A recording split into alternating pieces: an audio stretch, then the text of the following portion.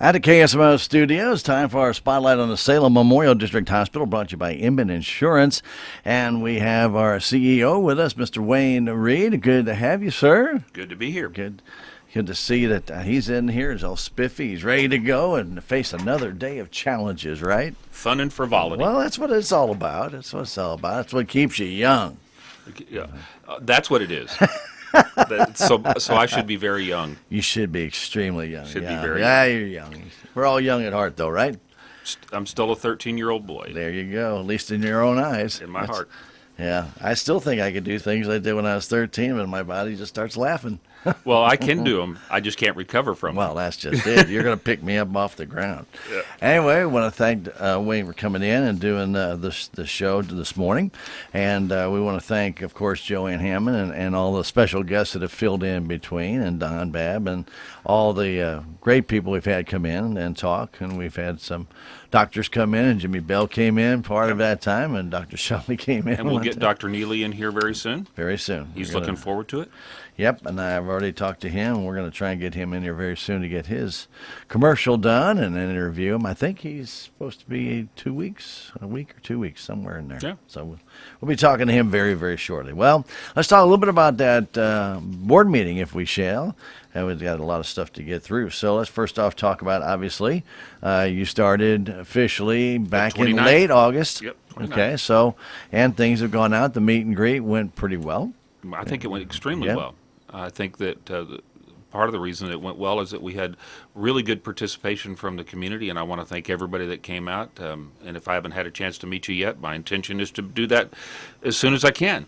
But I think the bigger and more important thing is that we got to introduce the community to our whole spate of providers over in our clinic. That was very good. That's very good, and we do appreciate the great weather that we had. Yeah, I tried to make sure that would happen. You did a good job. It was kind of pretty. We do also have a new CT coming in, and we've been talking about this now for a while, and it's almost here, isn't it? Well, it's actually in the house. Yeah. So there was, as these things always happen, there was a little bobble in the installation process. So we've got crews in here working on it. It looks like it will be up on Monday, just like we expected. The mobile will be out of here at 8:00 on Monday morning, and we will be transitioning to the new scanner. So adding to our radiology department with another new piece of equipment. And Wayne, it's hard to tell people how important it really is for our Salem Hospital to be in our area. Not only that, but with the equipment we've got fairly brand new equipment in mammography, and now radiology has a new CT MRI. scan, a new MRI, Yep. and ultrasound's about a year and a half old Yep. too. So virtually all brand new equipment in our radiology department. Yep, it's all new, and so not only will we have newer equipment that'll be more reliable, because as these things age, they get less reliable, just like we do. But the capacity will be better, and that we'll be able to do things faster, and then we'll be able to offer some programs that we can't do today. We'll be doing cardiac CT. We've got our Bobby Sullins. I'm sure you've had an opportunity to chat with him. Yeah. He'll be going off in a couple of weeks or a month. I forget which, but pretty quick to go off to applications to learn cardiac MRI on that new machine. So we will be doing truly state-of-the-art things here in Salem. True, and our MRI, for those who aren't familiar with it, is an open bore, which means it's got a larger opening than what I always kind of call the sardine can MRIs that usually you used to squeeze into, and people felt very claustrophobic. Yep. It's a phenomenal machine. So not only do we have new equipment, we've got good equipment. Yeah, top-notch equipment, Yep. and some of the best that you'll find around, and at very affordable prices. Yep. That's even the key. Also, we are making a little transition. We're going from Quest to LabCorp. It's ongoing, but it will take a little while to get that fully done, right? Yeah. So we actually have made the transition from LabCorp from Quest to LabCorp. There's a couple of things about that. We will always continue to use Quest because some people's insurance require that we have that access. Sure. And I would tell folks that if they come in and we're working as a draw station, we won't get your results back. Those will go to Quest and they'll go back to your physician. So, we've had folks that will call us and look for their results in Quest, and we don't have it because we were just did the phlebotomy. But we're transitioning to LabCorp. We will have an interface that will drop those results immediately into our medical record, so that will be quick. We're waiting on that interface to get built and installed, and it should be up in a couple of weeks. And when that's done, there'll be patients able to check it out on their portal then at that That's time, correct. That's correct. So that's fantastic. It makes it a lot easier on people to know what's up to date. Keep right on track. Very good. Getting on board with the CHC HPG, can you explain that a little bit Sure. to help save money for the hospital? It's going to save a lot of money for the hospital. So when I was To hear that, Wayne. when I was talking to my wife about coming here, and we were talking about, I was sharing with her what are some of the things that you can do as a small hospital to control your cost, and one of them was to be in a group purchasing organization. And what that does is it's hard for a 25-bed critical access hospital in a rural county to be able to get access to preferred pricing, because the way you get preferred pricing is you do it based on volume, and a small hospital just doesn't have any. So what you do is you get into a group purchasing organization where you can work your volume together to get better pricing. I used to serve on the board, one of the boards for HPG, Health Trust Purchasing Group, and so I knew that the best pricing that you can get, that I'm aware of, is to be what's called Tier 1 pricing in HPG. That means that you have the highest volume and you have the best pricing that you can get. Well, there's no way that a hospital our size is going to be able to get that. But because we're affiliating through CHC, they have the volume, and so we're pivoting off of their volume to be able to get the best pricing. So this hospital in Dent County, Salem, Missouri, will be having Tier 1 HPG pricing, which is phenomenal. We had Dawn sent out an email a couple of days ago that she'd done an invoice, or a couple of invoices that totaled just a little over $2,000. It would have normally been $2,000, and we saved $1,000 on that invoice. Wow! So it looks like we will save somewhere between $500,000 and $600,000 just on supply cost. And that's incredible, because like you're talking about, purchasing power is in bulk and quantity. Well, and not just the ability to get pricing, but to be able to get better terms in your contracts. Right. We were talking in the board, on the medical staff and on the board, and you'll see probably this here as we come through. But if we do a procedure in our hospital today, we will get paid for it in somewhere between 30 and 45, 60 days, depending on the payer. Sure. Well, that's when we want to pay our bill. We want our bills to be there. Well, some of our contracts allow for us to do that in 10 days, which is a month and a half before we get paid. So some of the things that we're doing outside of HPG, but also inside of HPG, is to be able to get those terms that are what other hospitals have, so that we can time our when we pay our invoices to be when we got paid. So those things line up, and that helps your cash flow. Absolutely. Reflect timeliness in the billing as well as the collection. So absolutely, and that's always the goal, really, of every business. You want to try and match up your income with your expenses as tight as possible. You probably try to do that here. We do. We do. And there's a lot of times with agencies, we know we're not going to get money for 90 days. Right. But we have to run their product now. Yep. So you wait. But see, they have to, I get it. They get the invoices from us. Then they take 30 days to send that to their client, and then they take 30 days to pay them, and then they take that extra time to pay us. Yep. So being the third guy down the road. Or as we would say in Texas, a third hog at the trough. There you go. Yeah, get a little bit less, but that's a great benefit. And that has started already, or in the process? We started the rollout earlier this month. So and the several of the departments have already done yeoman work to get data to CHC so that they can pull those in, and we are already beginning to see benefits of that. Great. So some of our contracts hadn't been renegotiated in a while, and part of the benefit to being an HPG is that you'll get access to HPG contracts, and those are typically renegotiated every 3 years. And so every year, about a third of the contracts will be renewed. So you have fresh Okay, contracts. sure. Well, that's fantastic. Very good. All right, so we got a couple ambulances. We had that at the last board meeting. We were told we were able to get those out of Yep. Pennsylvania. They're here, and they're now being wrapped, right? We're with getting the ready to signage. wrap them. Yep. Yeah, very good. So that's can't wait to see those. All right, we had a couple of Surveys? surveys done. Yeah, why don't you tell us So about those? we've been popular with the state. Just before I got here, we had a dialysis survey, and they did spectacular work. And I want to give a shout out to Todd, who he and his crew. There was some things that they noted, in particularly in our back room behind the dialysis that they wanted resolved, and they did yeoman work back there. It looks dramatically different. Great people. Right, Mr. Reid's talking about Todd Workman, in charge of maintenance and a lot of. Well, I kind of call him a jack of all trades over there because he can pretty well do it all, and he's amazing. He is amazing, and that crew did a great job. And they also helped support the CT install in the 11th hour. There was we had to move that, and they had to do some work on the cable chase to make it work. That was our responsibility, and they came in just quick like a bunny and did a good job. So the surveys you might be referring to, the Stemi survey and the mammogram survey, so they we were completed, right? They just were completed this last week. They came in. The weeks run together, but but we had earlier this week we had our Stemi survey, and what that is ST elevated MI. That's essentially an emergency heart attack. And when you're out on the ambulance and they see that you have an ST elevation, they want to make sure that gets resolved quickly. And so we bring those folks here, and our door in door out time is spectacular. So we want to get those folks stable so that we can get them someplace else to get to be able to get the highest level of care. But you don't want them to wait 2 hours to get the highest level of care. You need to get that started, and so we have that STEMI program. They came and looked at us from stem to stern and looked at our charting. They looked at our statistics. They looked at how we responded to concerns they had the last time they were here, and they found 0 deficiencies.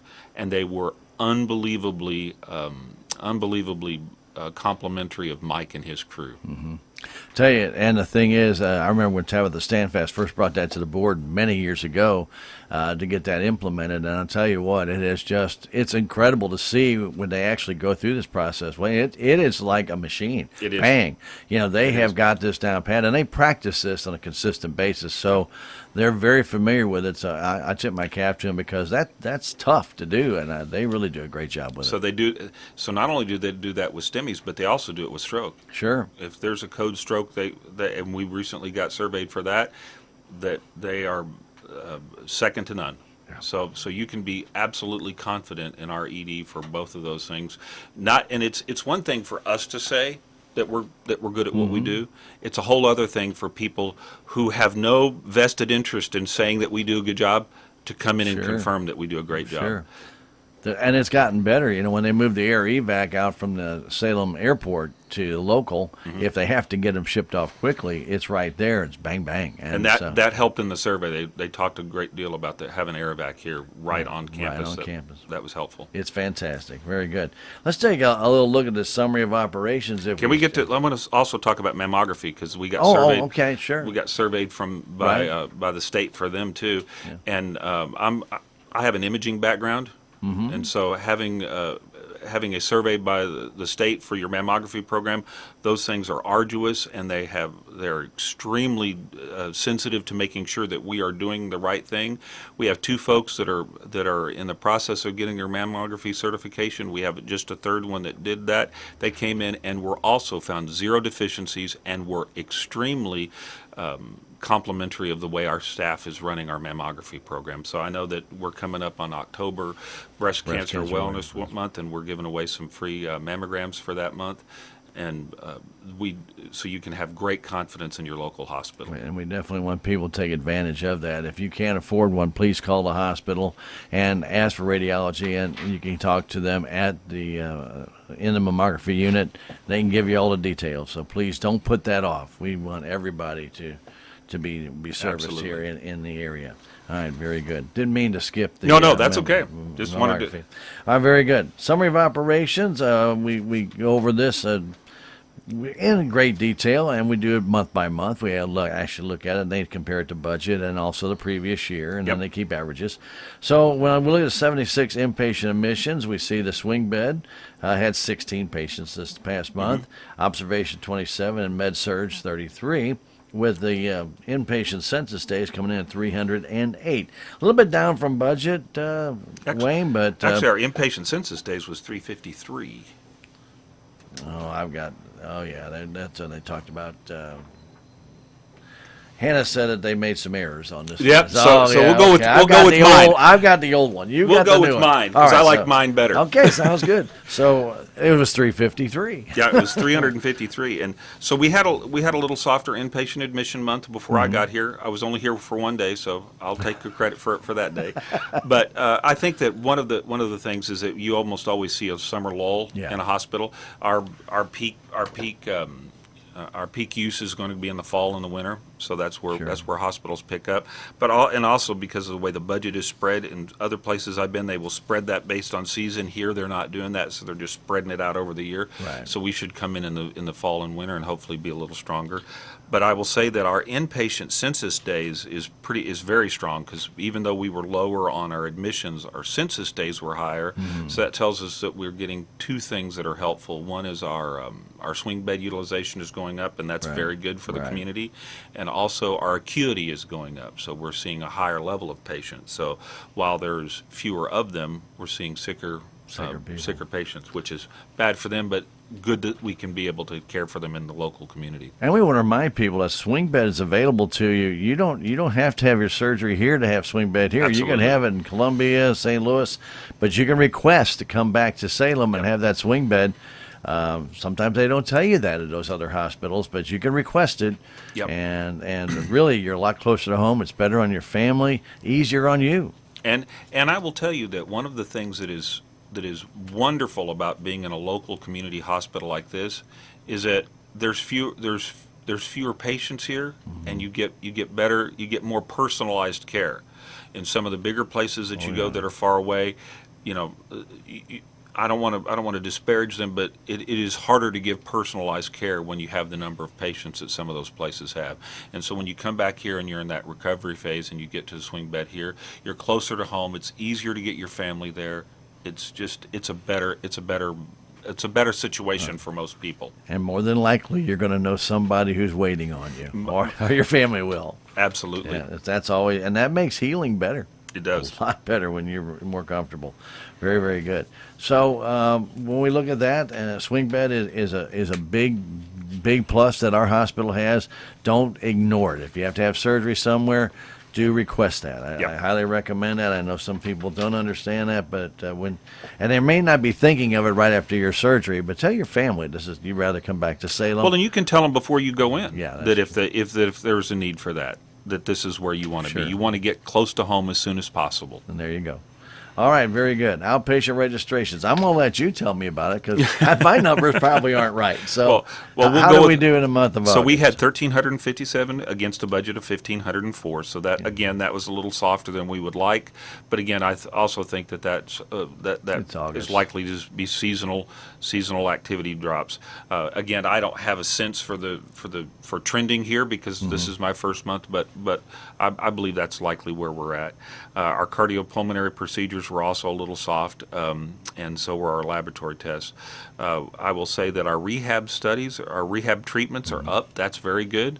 So even with the seasonal lulls in that, we're still doing rehab work there, and that's very good. And our surgical procedures were essentially flat year over year, so that's very good. Are to budget, so that's very good. Usually you see those, and we all know that July and August is vacation times too. Yep. So a lot of times a physician may be gone, but or the patients may not, patients may not be available. Right. Exactly true. So we also want to remind people before surgery is they always give you a COVID test, and if you do have COVID, you're not allowed to have that surgery at that time. Home health though stays very good as well. Yep, home health is being very strong, and in fact, we were talking this morning. It looks like that we're on track to have 25 patients in home health, so that's where we want to be in the near term, and that's moving strong. And I will say here it says that our long-term long-term care residents were 17 against a budget of 18. Every day that I've been here, we've had 18, so we've had a full house. And I tell people all the time that if they're looking for me, I may be down in the long-term care area getting a little long-term care respite because those folks are sweet, and I just love talking to them. So I usually go down there a couple of times a week or several times a week and just visit because they're wonderful, sweet people. You learn a lot from those people. Yep, You sweet really people. do. Not only about the hospital, but just about life. Yep, And they sweet, really do. sweet folks. In our emergency room, we always know that summertime, not usually as busy as the wintertime That's as correct. well, but you might want to update us on those numbers since I don't have accurate Yeah, we have numbers. 673 against a budget of 698. So again, not terribly soft, No. but a little soft. And I'm going to, until I learn otherwise, I'm going to attribute that to seasonality. It is. I can tell you that from my 40 years. I'm sitting here. Yeah, it's likely. I just can't promise that because I haven't seen them. No, but, July and August are usually pretty soft. pretty soft. And the same thing that we had, our ED disposition, we had ED patient disposition, we had 109 of those. 22 of those got transferred out, and we started in the board meeting for the first time showing what those transfers out were, and you'll see that in another slide here, and so we can find out, are there services that are transferring out that we could maybe bring in so that we can keep some of those folks in our county. Yeah. We had 4 folks that we had 28 people that left AMA, and we're going to, that's something that we will watch to see if there's any trends that we can find there. Yeah, we need to see that. Our ambulance runs are pretty high. We had 235 against a budget of 216, and we transported 155 patients. We had 80 dry runs, and that was a little higher than we would like. But but I will say that it is hard to express how fortunate this county is to have the ambulance and air-evac services that we have here locally. Oh, I know. There are lots of places that do not. Yeah, I know. That do not have that. And one of the reasons, I've been out, and then, of course, in dealing with all this for many, many years, it's been between 30 and 40% with dry runs, because every time there's an accident, if it's out toward Boss, they page an ambulance, and that ambulance is on its way. Now, they may get called midway and say, don't need you, but that's what puts a lot of miles on the ambulances. We're not in a city where it's 2 miles away. You're 30, 40 miles away, and by the time you get halfway there and turn around. That's when we learn that we're not necessary. Yeah, but that's okay. I mean, Yeah, that's what we're there for. but the thing is that we wonder why, how do these ambulances get so many miles on them? That's how. They're out all the time. All the time. So we really think those ambulance people are great. I mean, they respond so quickly, and they're on the way. And I saw an accident one time, and they had sent 2 ambulances out there because it was a 2-car collision, and both of them were total, and people walked right out, had no injuries. Both of them came back, and I saw them stop, and they were getting something to drink, and I said, how was the accident? They said, it's amazing. They both got out of the vehicle, just stepped right out, and they were no problems. But you don't know that when They you drive don't. up on scene. You don't. When you drive up on scene, you see that. It looks like ambulances are very necessary. Exactly. So don't take them for granted. It's very, very important what our ambulance services can do.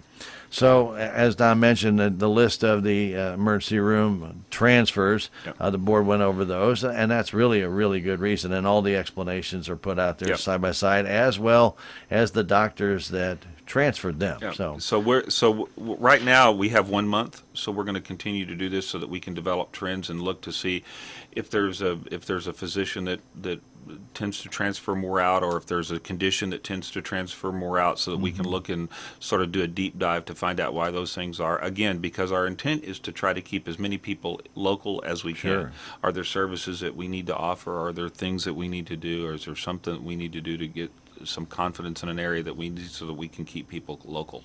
Very good. And on the, let's go to go ahead, and Joanne Hammond, the CFO, went ahead and gave the report on the financials and the balance sheet. Not too bad, not where you always want it to be more, but at $4 million cash, I'm telling you, we're doing good. I'm telling you, the stories that I heard about the first part of this year, I cannot express or overstate how difficult the situation was. It was bad. It was bad. It was extremely difficult. And so I want to give a shout out to that entire team, and I know RHG came in and did a lot of work, but you couldn't have done it without the local hospital team. They rallied around, and today to go from that condition to where we have $4.1 million cash on hand, and you'll see in a minute we've got our cash, our days of cash available. Yeah, cash on 53. hand is much better than it was, and that gives us the opportunity to continue to provide care in the local market. Right, and that's very important that cash is on hand, because as you were mentioning earlier about, we're going to talk about these negotiations with some vendors to get that cash flow moving quicker, because that's how you have that cash on hand. If Yep. you don't get paid for the services you offer, you're paying for them. You have to pay your people, but they're not paying you back. Yep. And so some of the things that the days of having a lot of room for error in healthcare are gone. Mm-hmm. And it doesn't take an awful lot to take your eye off the ball or to get sideways pretty quick. So the making sure that cash flow works, and that that we're collecting our cash the way we need Mm-hmm. to, and that we're sending it out appropriately so that we can maintain that balance is crucial. Very good. So again, a very solid balance sheet and all the way through, and the reduction of debt is really a big thing too. You want to touch on that? Yeah, so we had a huge August, because in August we paid our last, I think it was $240,000 to Medicare. Yep. So we had, and I will tell you that if you read Becker's, there are hospitals all over America that are struggling right now because they really didn't expect that they were going to have to pay that money back. They really expected that it would be Forgiven? that it would be forgiven. Oh, And Medicare so- doesn't forgive. Well, sometimes the government does. Well, but when they gave that, though, I think I remember talking with the administration. They said, now this is a loan from Medicare. Yep. And they'll take it back off your Medicare charges later in the year. And they later did. on. Yep. They did, and so, but we're done with that. So now, some of the strong numbers that we have should even get stronger, because now we're not losing half of our Medicare. Right. You're going to get fully Medicare reimbursed now, right? We'll get fully reimbursed, and that finished in August. And I will tell you that there are other places that will likely not do well, because that has been a big hit on them. Right. And Wayne, if they didn't get it in time, there's not only that payment you have to make, but an interest charge There's too. interest right? and penalties. Yeah, it can get very, very expensive very fast. And again, there's not a lot of room for error in healthcare anymore. Right. And again, as a tribute out to Joanne and her group and all the directors and leaders in that hospital, and RHG is providing help for that. That was strong work. Yeah, Strong very work. good. And that was incredible when I remember at the board meeting when she updated that and said that we should be done by August. You know, she didn't promise. That was way back in May. She said if everything continues as is, we should have that last payment before we would ever have to pay a penalty. Yep. And I'm saying, well, that's pretty doggone amazing, because where we stood back in February, that didn't even look possible. Yeah, and so again, miraculous work, and that's because of strong work from a lot of people. Good, very good. We'll tip our cap to them. All right, let's go into the real quickly in the income statement. $5.24 million of patient revenue, and of course, we always talk about contractuals. Those contractuals that kind of suck the life out of the revenues, but they're necessary. Yeah, they're necessary. The contractuals are that's how we get business. We have to Sure. have contracts with folks, You bet. and part of that is the discount, just like in every other business. If you have volume, that you have to deal with that. So just because we have a huge top line doesn't mean we'll have a huge bottom line. Those Right. come out right in the middle. But our net operating income came in just a little shy of budget Right. at $2.2 million versus $2.23. So we're about $30,000 shy of our target, which is, again, from where we've come from, a pretty staggering achievement. Nothing wrong with that. And of course, expenses, and there's still things going on that have to be paid. Like you just talked about, obviously, paid that last payment to Medicare, Yep. and other things that have to be paid. And right now, it's kind of that. Right after your fiscal year, you get maybe even some new contracts, but you also have to replenish, and the supplies have not gone down at all. The prices of supplies are still every very year high. prices go up, and our reimbursement goes down. And so that is the dance that hospitals and hospital administrators have to face, is that every year they don't want to pay you more, they want to pay you less, and every year everything that you use, from labor to supplies, costs more. So we came in a little off of our, we had a little loss in operations at $363,000 or $369,000. But I also want to say that there are several things in there. So we've got some Medicare cost report that we're expecting to come back, and so when we file our Medicare cost report, we should get a big chunk of money back to that. We've also hit some stop loss on our insurance, so we've had several employee claims on our health insurance, and there's a limit that we have to pay. Well, we've gone past that, so we are going to get some of that back. We have reserved some of that in these numbers, but we've reserved them very, very, very conservatively, and so I expect that those numbers will get better as we go on. But we wanted to make sure that we're over reserved as opposed to under reserved. Usually see those adjustments either late October or late September or early October. In the past. I won't. You never know anymore, but you would think that's probably when they're going to come through, and they'll be reflected on statements later on down the road. Let's talk a little bit about we talked about renegotiation with some of these vendors. Some of these vendors are taking a long time to pay the hospital, aren't they? So some take we usually work in the notion of that we're going to get paid somewhere between 45 and 90 days. Depends on the payer. On the vendor. Depends on the payer, and so if you look, we presented some data to the board that talks about what other vendors do or what other payers do. So if you look on this list, we are right now at 35 days in AP, so we're paying our bills on an average of 35 days. If you look at the hospitals that are on here, and we use some for-profit hospitals on here because we have access to their data because their data is publicly available, that we're consistent with some of the largest payers in the world right now. I suspect that if you go to other rural hospitals, their AP days are even further out. These folks have huge reserves and lots of money to pay, so they can afford to be faster. When we get our renegotiated rates, we will probably push this out a little bit further than 35 days because we want our inflow to match our outgo. And then if you also look on this list, some of these groups in here are McKesson, AmerisourceBergen, who we get our drugs from, and UHS. Those are all vendors and that we owe, and this is when they pay their bill. So right now, AmerisourceBergen would really like us to pay inside 10 days, and they're paying in 61 days. So they're paying their bills that fast, and they want their income fast. So, there's some room for negotiation there. So and that's one of the things, and then most people don't even ever see this, Wayne. Right. So they would not have any idea about this. So, but that makes a big difference when you're trying to accurately figure your books when they're not paying their bills, you're paying yours to them, but they're not getting you the things you need. That lead lag time is crucial for a hospital our size. As long as they're about the same, you're in good shape. But when they start to tend to go one direction or the other, it can lead to a real fluctuation in your revenue or expense cycles, can't they? Speaking of a revenue cycle update, why don't we talk a little bit about that?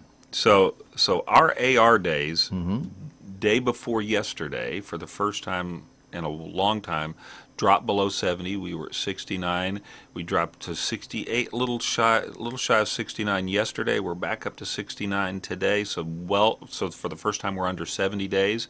That's spectacular, and that's actually sort of hidden. If you look at this slide, it talks about when we were not accounting for appropriately our bad debt, and so we had bad debt that we've held out, and because we couldn't prove that we were handling it right, we started afresh, and so in about December, we'll have about 9 days that will drop off of that because our bad debt will age out, and then in January another $500,000 or so will age out, and we'll lose about another 4 days. So if you take those out, sort of intellectually, you're going to be in the mid 50s. And we'd like to be in the mid-40s, but we're dropping to the mid-50s. That is a spectacular. That means that our revenue cycle people are beginning to get those bills out on time, and and so Timing is of the essence. It's It's all about timing. it's a remarkable turnaround. Yeah. And if you provide a service and you don't bill for it for 45 days, Forever. don't expect to be paid. Yeah, because if you wait too long, it ages out, and you can't Yeah. charge for it. Yeah. So it's just too long. So, as we mentioned, days cash on hand, 53. Very, very, very, very fine days on hand. That's what the critical access hospital average is in Missouri already. Yep. So we're right there.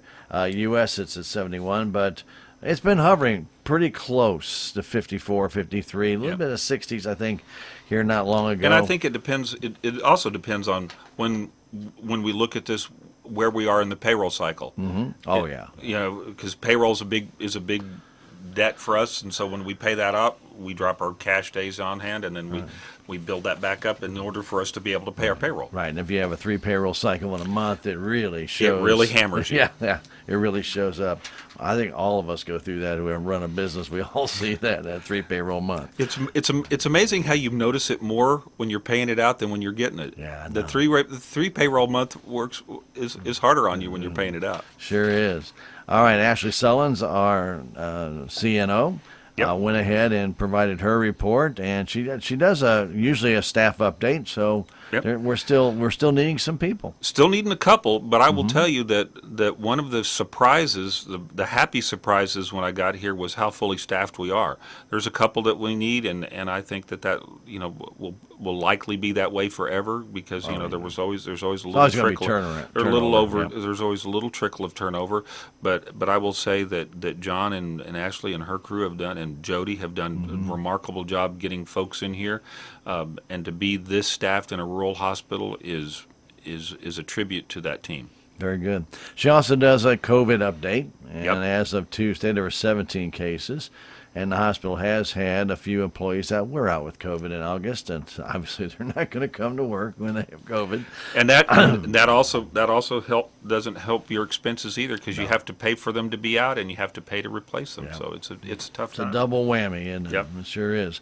And then, of course, the transmission rate they still say is high in Dent County. Yep.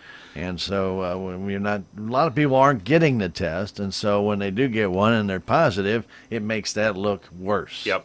So early on we had really lower positivity rate because we were testing everybody. Everybody, yeah. And at some point you want this number to, my opinion is you want this number to be high because you're testing appropriate people and you're People who are sick. people who are sick. Yeah. And so as we get back to like other tests, there's a certain number of negatives that you want, but you want that you want to be able to clinically diagnose folks. And, we do know that if you have a question about COVID and what's going on, talk to your family physician. Please ask them about it. And if Please you do. think you need to have a test done, just call them. Absolutely. Yeah, and if you don't have a family physician right now, trust me, get in touch with SMDH Family Clinic, 729-8000. Got some great people out there. Dr. Neely is now on board. Yep. Dr. Al, Dr. Bland. Got a lot of great nurse practitioners out there as well. They will take Jimmy care Bell, of Terry, you. Ashley, good stuff. Good. Absolutely. Fantastic people. And I tell you what, it's really easy to go get service out there now. There's Yep. a lot of people ready to assist you, and in no time. You don't have to that long wait. And we had it into years past. Human resources update. Again, they always try and keep the board up to date Yep. on where the hospital stands. I think that's a great graph to give because a lot of times board members really didn't know. Yeah. So we want to share with them where we stand, and what our human resources successes have been and what our challenges are. And some of our best recruiting comes from people in the community and people on the board. So Right. we're Word of always mouth, a lot of always times. looking for good people. You betcha. All right, SMDH Family Medicine Clinic update. We got a lot of things going on there. A lot I of think, things going on. People haven't been listening in or maybe haven't been out there, Wayne. There's a lot of different things going on. We got some new people answering phones and faxes. Yep. So when I got here, we had a little bit of a backlog in our faxes. We had 1,000 faxes in our fax queue. And that means that now a lot of that was because people were refaxing stuff. Sure, So a lot of that was duplicates. But I think I shared with you the last time that we had put together some processes to be able to drive that down.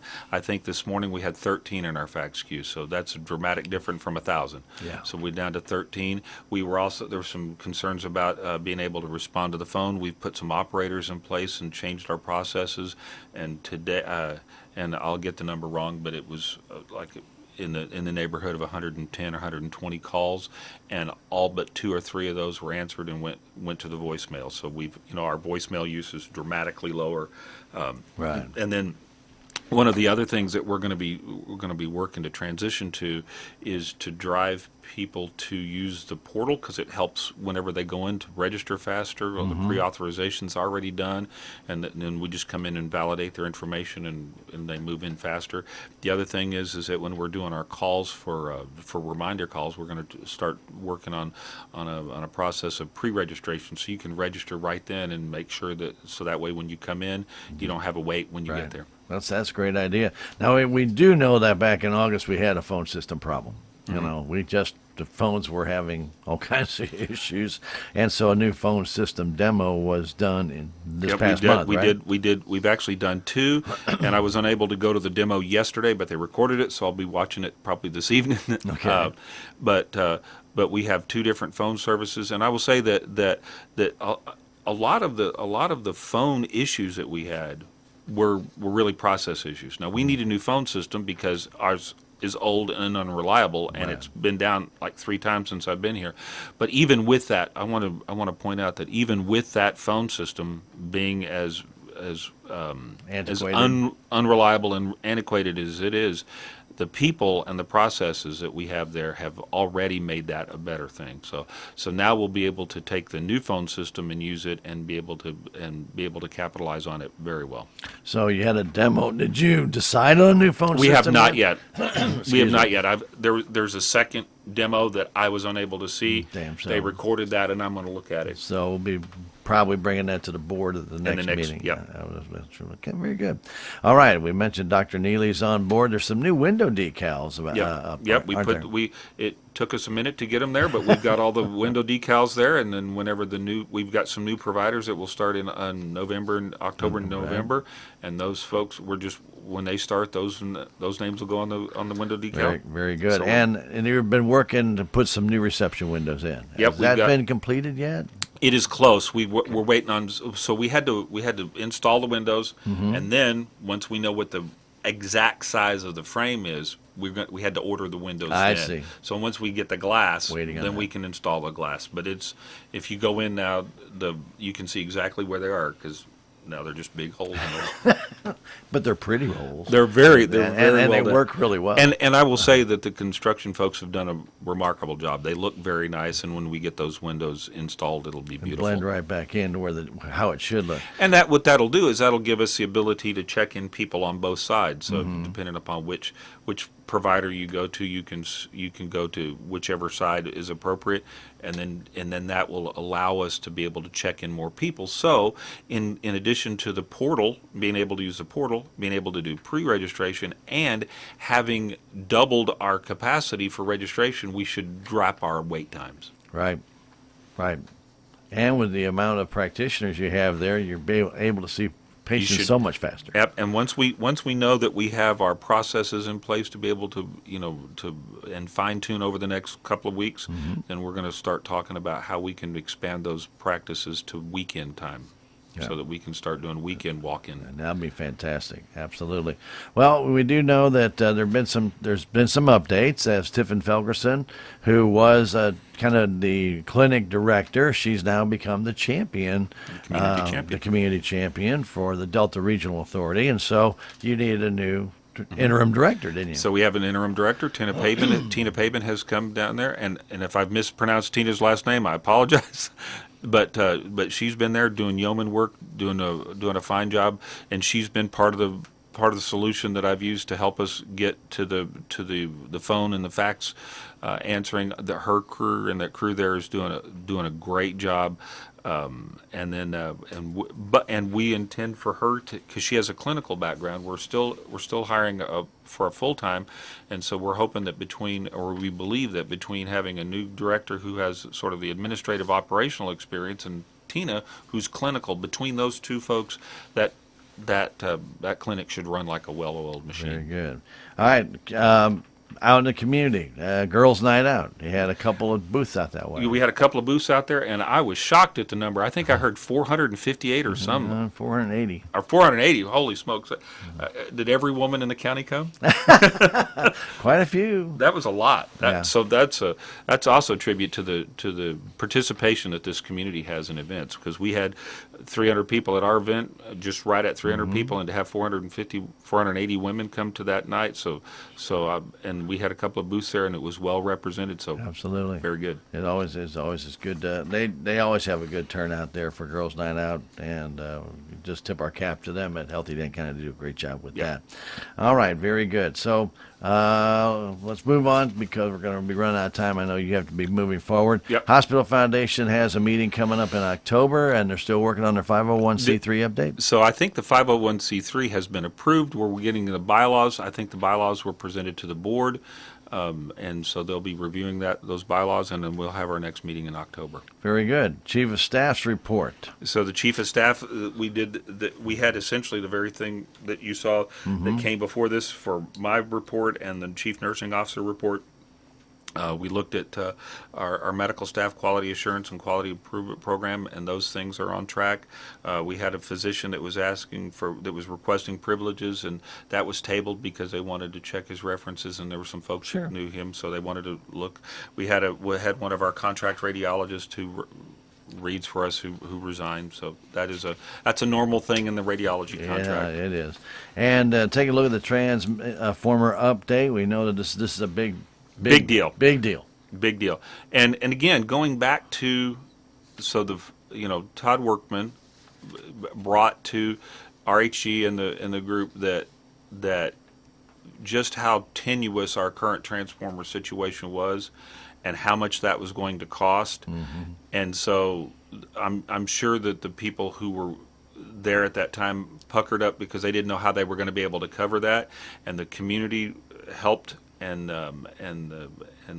we now have that transformer, and it will probably be in November or a little earlier. But they're going through the process, and it is a big deal to get that installed. It's huge.